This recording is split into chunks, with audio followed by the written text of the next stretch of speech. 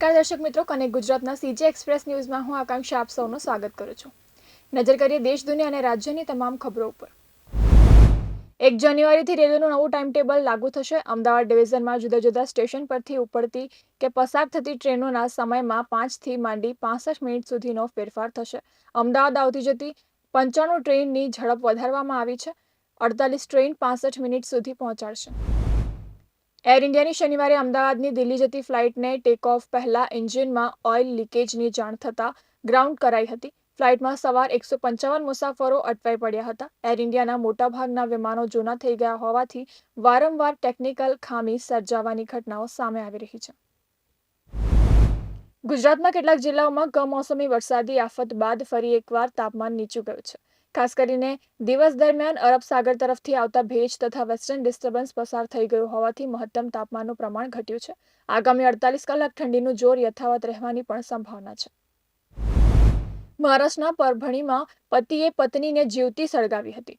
આ ઘટનામાં મહિલાનું મોત થયું હતું। પોલીસે આરોપી પતિને કસ્ટડીમાં લીધો હતો। પોલીસે જણાવ્યું હતું કે આરોપી ત્રીજી વખત પુત્રીનો પિતા બન્યો છે, જેને કારણે તેણે તેની પત્નીને જીવતી સળગાવીને હત્યા કરી હતી। દિલ્હી ભાજપે શનિવારે અરવિંદ કેજરીવાલની નેતૃત્વવાળી આમ આદમી પાર્ટી પર વિધાનસભા ચૂંટણી જીતવા માટે મતોમાં ગોટાળા કરવાનો આરોપ લગાવ્યો છે।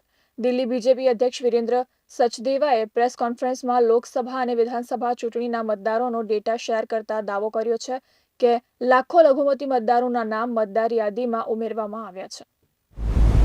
કાશ્મીરમાં શનિવારે સિઝનની સૌથી કાતિલ હિમવર્ષાના પગલે સામાન્ય જનજીવન ખોરવાયું ગયું છે, જ્યારે ઉત્તરાખંડ અને હિમાચલ પ્રદેશમાં પણ હિમવર્ષાના કારણે હવાઈ, રેલ અને રોડનું ટ્રાફિક જામ થઈ ગયો છે।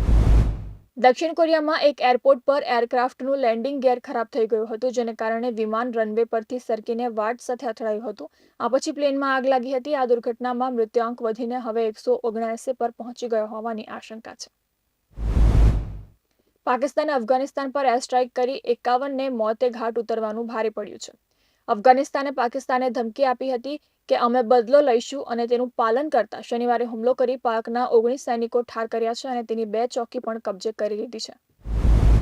વોર 2નું શૂટિંગ આવતા વર્ષના એપ્રિલ મહિનામાં પૂરું થઈ જશે। આ ફિલ્મના થોડા ફાઇટિંગ અને સ્ટન્ટ સીન બાકી રહ્યા છે। જેવું વોર 2 ફિલ્મ પૂરી થાય કે રિતિક રોશન તરત જ ક્રિસ 4નું શૂટિંગ શરૂ કરી દેશે। હાલ ફિલ્મ સર્જકે ફિલ્મની અન્ય બાબતો પર કામ શરૂ કરી દીધું છે। પ્રિયંકા ચોપડા 6 વર્ષ પછી ભારતની ફિલ્મમાં કામ કરે તેવી પૂરી શક્યતા છે।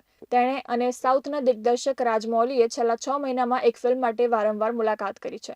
અભિનેત્રીને આ ફિલ્મની વાર્તા તેમજ પોતાનું પાત્ર પસંદ પડ્યું છે।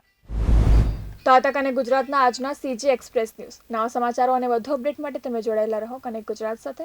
ત્યાં સુધી મને રજા આપશો। નમસ્કાર।